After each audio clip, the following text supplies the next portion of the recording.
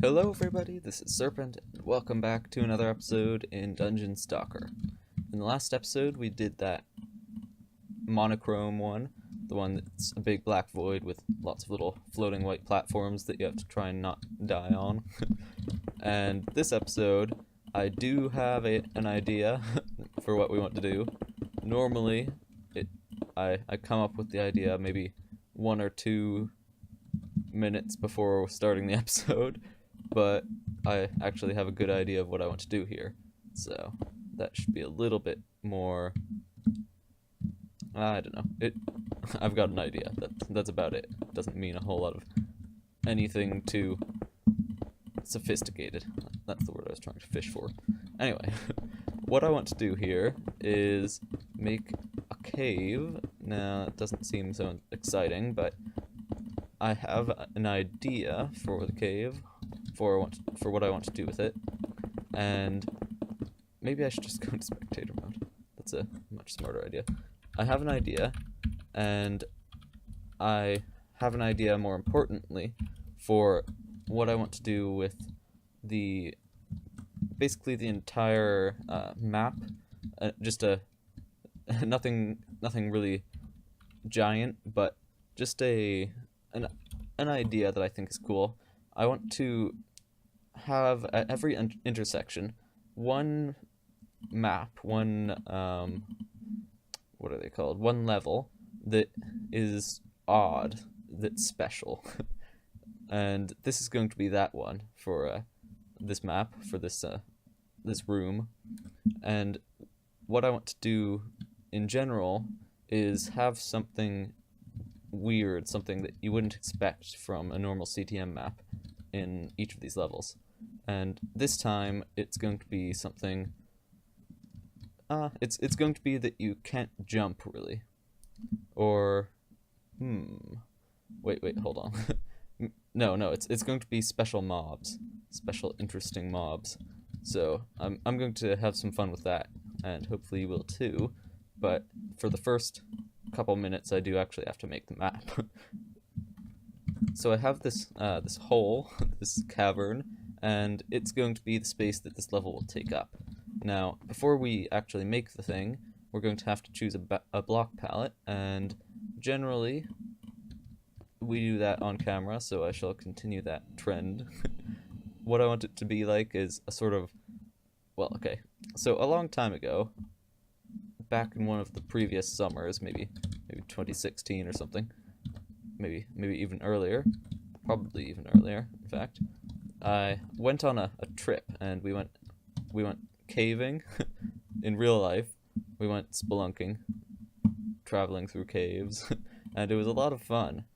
But there was this one part in the cave system that you had to really duck down into, and you had to lie down and scoot across into the rest of the cave, and then it widened up a bit more.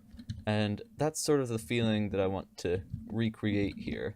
There were loads of little well, there weren't really loads, but it was just a small space, maybe that big, with a little bit of tapering on the edges, and it ended up both looking and feeling really I don't know, slightly scary, I guess, but mostly just it was a lot of fun. So I want to recreate that in Minecraft, or attempt to. What am I doing here? It was like that. There was yeah, maybe like that, and you could squeeze through a small part of it, and then it tapered towards the edges. And this is the sort of shape I want for the whole thing, just a little scaled up. So we're going to try and recreate that kind of feeling, but we do need a block palette. So I was thinking cobblestone, mossy cobble walls, and mossy cobble walls, and then probably stone, just normal stone, and maybe stairs, although they'd all be facing the same direction, so that's no bueno. So let's see, maybe no, I think that's about right, actually. Maybe monster spawner eggs would be cool. I mean, these monster eggs, but I don't want that to get overwhelming, and I think it probably would. And since I plan on putting silverfish spawners in here anyway, probably wouldn't be all that great.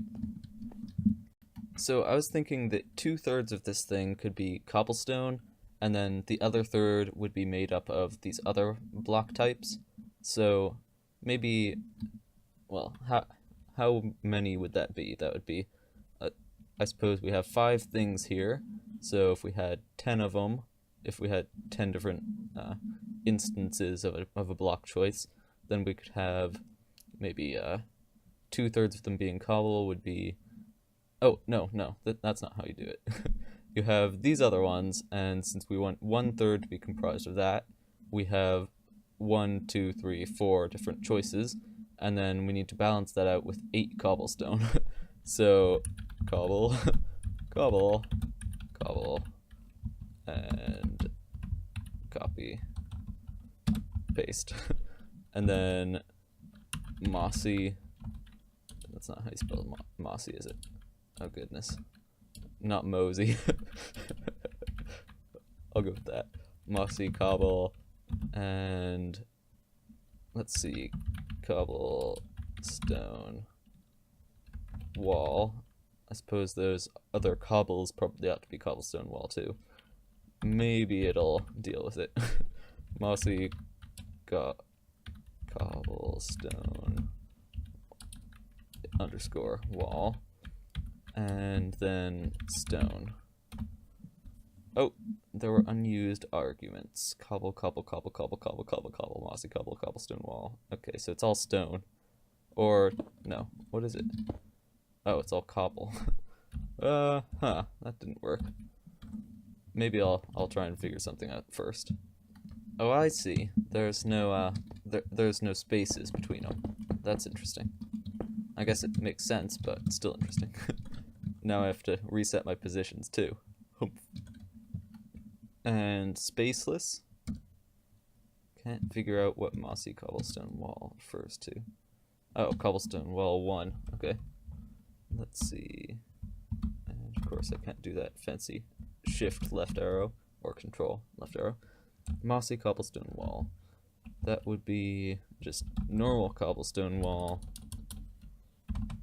And then a little colon with a 1. Ha. I did it on the first layer just to test it. So that seems like a pretty good degree of stuff, pretty good amount of stuff. Spread, I suppose. So let's just do it with the whole thing. And now we are conveniently trapped. Ooh, I forgot you would be able to see that. That's actually really neat looking. What are my frames? 120. Okay, so it's not difficult to render that. Interesting. So we ought to start out here by simply going to the start side, which is over here, and let's say going to here. Oh, hold on. Now, what I just realized is we might not want this thing to be square, and in fact we don't want it to be square, the hole we're digging. So we need to use a spherical fill command instead of just the normal /set or /set. So that means I need to figure out how to make spherical thingies. Well, let's see. Oops, wrong button. Okay, now I think what you do is, oh, maybe,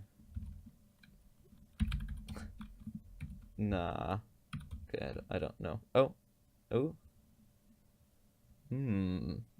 block radius depth, eh? Is that a Minecraft thing? No, it's a // so that means it's definitely world edit. So it might be spherical. I'll have to check that. Well, I can't really figure it out, so I'm just going to do a rectangle thing, and then I'll hollow it out a little bit more with brushes. So if I go here, no, actually, yeah, game mode 1, and then I can break myself out of this and go poink. And then I just do that at the other side. Mode 3. And hold on, why am I at? I'm at 225. So I need to go over here. And let's see, back a bit. Ooh, maybe this.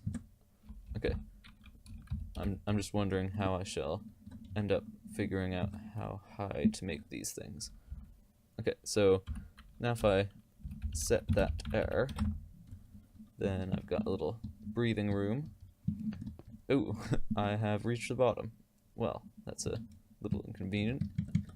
I guess I'll just reset the position. So maybe this. And then I'll just do undo and then set air. Darn it. I reset the wrong position. Now, I did just realize that these walls are not going to be useful.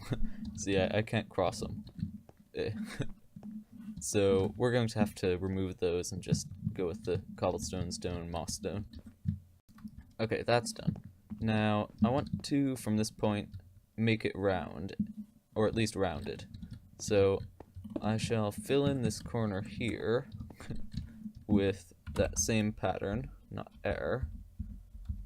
Come on. Here we go. And I'll do the same for this one over here. Ooh, this one over here. Like that. And then maybe I'll also do a little bit of filling in like that. And I'll just round it out basically. And then from these chunks I'll whittle down the edges so that it looks round. I've got this thing. It'll work pretty well. So we've got a little bit of tapering here, but we still have a very uninteresting ceiling. So what I've started to do over here is a little bit of widening out, I suppose. It does a little bit get rid of the cramped feeling that I wanted, but it makes the ceiling worth looking at, so I think it's probably worth it. And we won't be doing all of the floor and all of the ceiling at a height where you can get through, or a height that's large, like 4 blocks or something. Most of it will be a little bit smaller, so we, yeah, this bit, like, the bit I'm doing here won't be all of it. It'll be a little bit different everywhere. Aha, so I've started texturing the floor and ceiling over in this part even more than I have over there. That's just the beginning. Now, it will turn eventually into something like this, and I think this looks really nice, actually. It's got, once again, some essence of flatness and crampedness, and that's generally the idea. But it also has these little, or rather large, hunks of rock blocking your sight and your path. And that's the sort of thing we're going to be using to regulate the area in which you fight and lead you to where the end eventually will be found. So I can't remember which side is the side I put the start on, but whichever one it is, it'll probably go roughly like this around in a loop, I think. And maybe we'll just put a little bit of a nah, I was thinking about putting a bedrock sheet into the middle so you couldn't just go around, but I think we'll just put that sort of thing in the rule book and assume people will follow the rules, because if they don't, then it's not exactly unbenefiting me, it's not harming me, it's just ruining their experience, and it's their own fault and easily avoided if they cheat. Cheating, that is. Now, let's see. So I've been doing a dip over there, a dip into the ground. I'm going to do a rise into the ceiling here. At least I think so. Let's see. How far does that? Ooh, that does sort of eat fairly decently into the ceiling. Is this? No. I'm having trouble remembering my keybinds a little, or my item binds, I should say, since they're not really keybinds. But yeah, there's that sort of rise into the middle.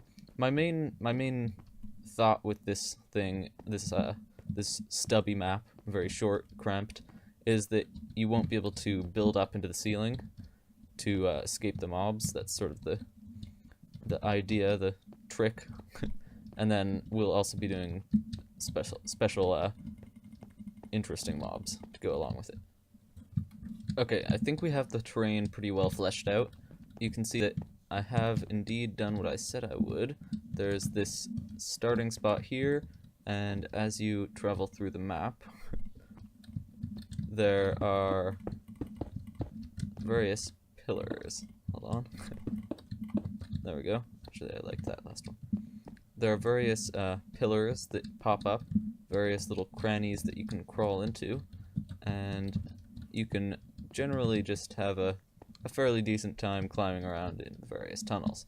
Now, there's also this little hidey spot back here that I plan to put some sort of a chest in, and then over here is another little cranny that you can get into, just here, which will probably also have a chest.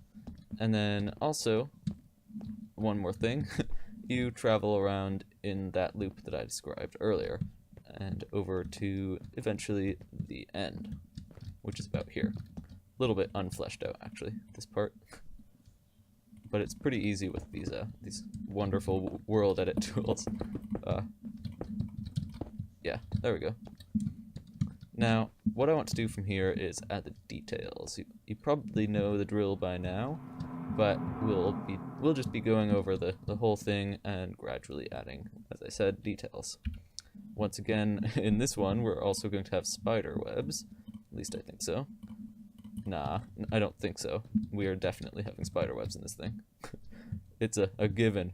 Now, what we're going to be doing with these spider webs will be a little bit different. See, in the previous map, I'm guessing I'll be doing just plain old spiders spawning in the webs, and that's a fairly common, fairly predictable theme.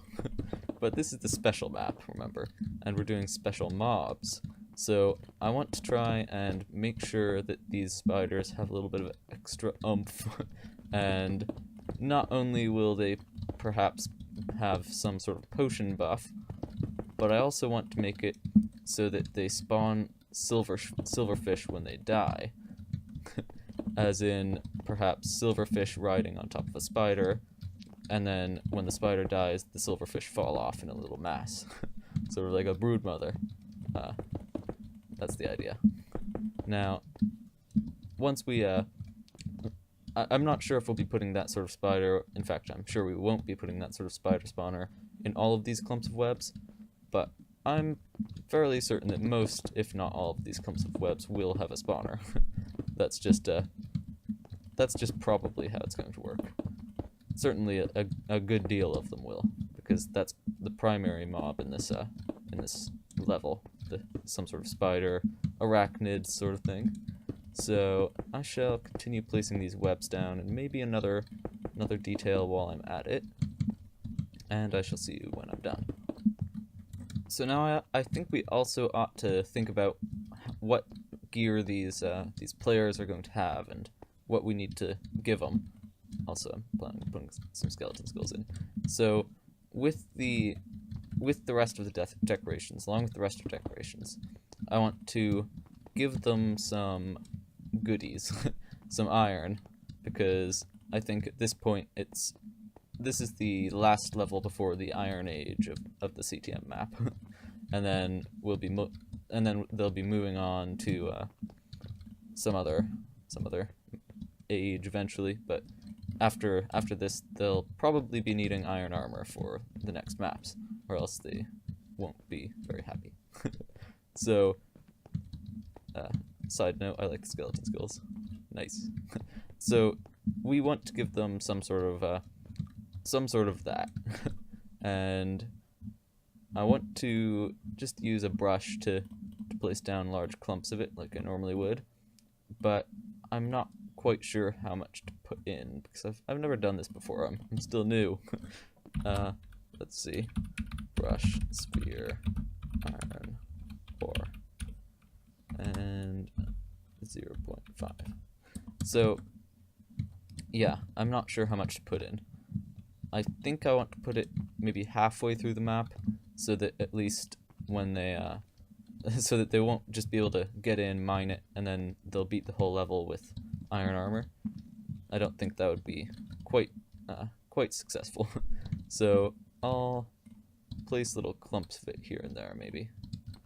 And I want to do such a thing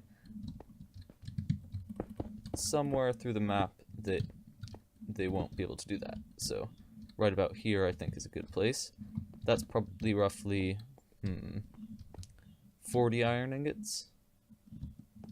So that should be good enough for the player to get geared up. But I don't want them to be starved of iron or anything.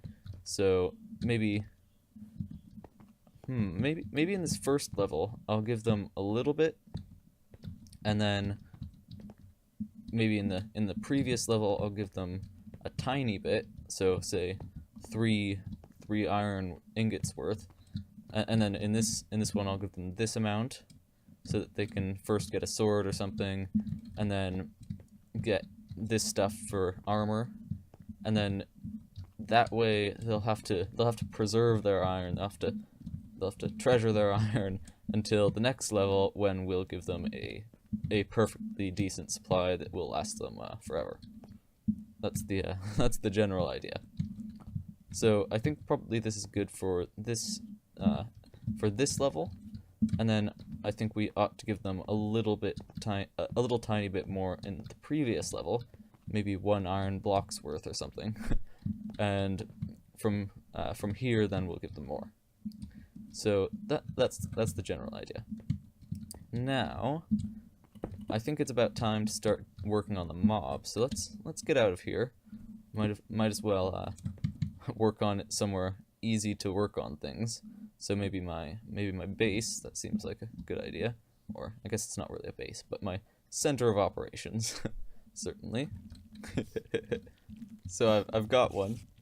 I've successfully made a spawning command that works, but he's awfully fast, which is not something I really understand why. And the silverfish work too, so that's fabulous. They all drop at once, which is exactly what I wanted. I didn't really want a stack of them, so yeah, that works. Now, I do want to try and fix that issue where the thing was really quick by, let's see, I think this is the right, nope, right here, okay.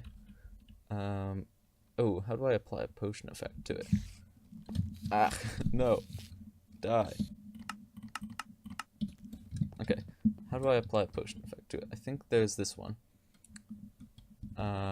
What is it? Custom name, active effects. Okay, that's the one. Now, if I go here and apply active effects, and then list ID 2, I think. Hold on.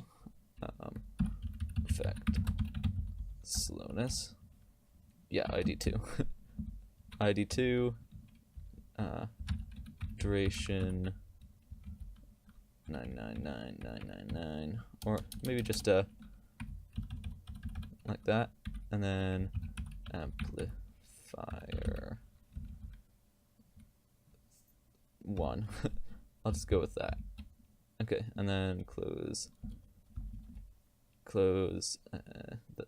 curly brackets, close square brackets, and then close curly brackets again for the end. Also, this needs to be capitalized. Oh, right, it's peaceful. Of course it is. Okay. So, are you slow? No. He is not. Humph. Well, that would explain why, that would explain why it's not working, why the slowness isn't working. Apparently, whatever I have on them is not slowness. Weird. Huh. Oh, wait. No, ID 20. Okay. So ID2 is slowness. Amplifier is the one I wanted to do. Whoops. Still, that does mean the potion effect thing is working. I can get rid of that one. I've just been trying to troubleshoot whatever is causing this thing. Get away. So, this guy, even though he has slowness 1,000,000, well, 21, he can still hit me. So why is that? Why can he still run? Move. Apparently ID2 is not slowness, even though it is. So this is an auto-generated spawner that has slowness on it. So if this doesn't work, then yeah, okay. So apparently spiders are immune to slowness. I don't know. Okay, I finally figured it out. Now, it's not. I didn't figure out the potion thing. That I didn't bother with. But what I figured out was giving the things less health. Now, it's not actually all that difficult. It didn't take me long to figure it out, but it took me a long time to employ the thing because the command is very, very ugly. So you have this opening spawn data that applies what's going to be spawned, and you have the ID spider. Now that's easy. But then you give it a custom name, and you give it the passengers tag.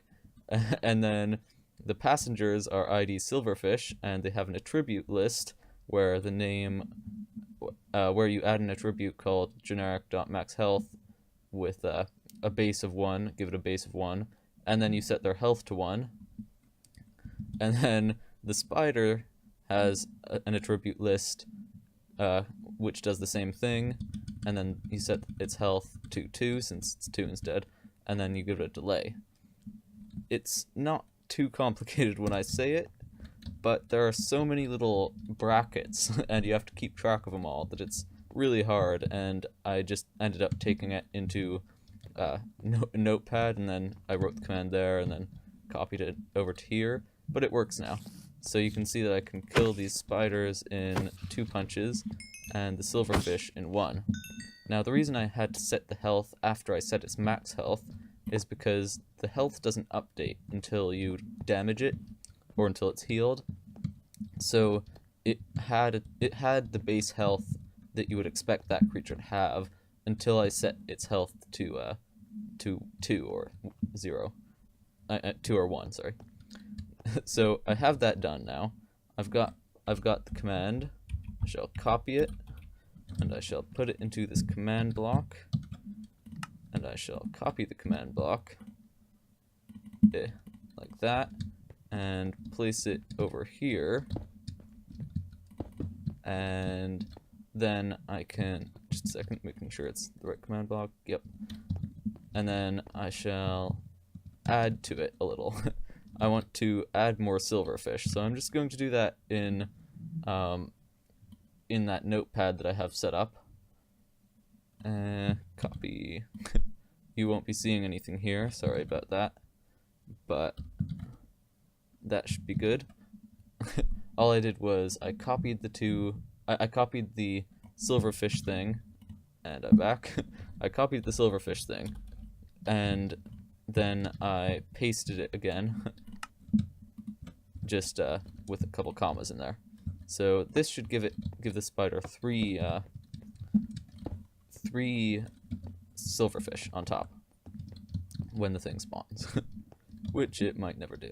Come on, you're holding up the video. Good. So yeah, they're really speedy. I still have no idea why that is, but oh well. Now, I should be able to still kill this guy in 2 punches. Good. And he does drop 3 silverfish. Excellent. So, we do now have our silverfish and spider spawner, the broodmother spawner, and we have our map. So I think that's probably about all that I'm going to be doing for today, because I did notice that we've gone about 33 minutes into the video right now. Hopefully I'll be able to edit that down a little, but still, a long time. So, hopefully you enjoyed this episode, and I shall see you in the next one. Take care. Bye-bye.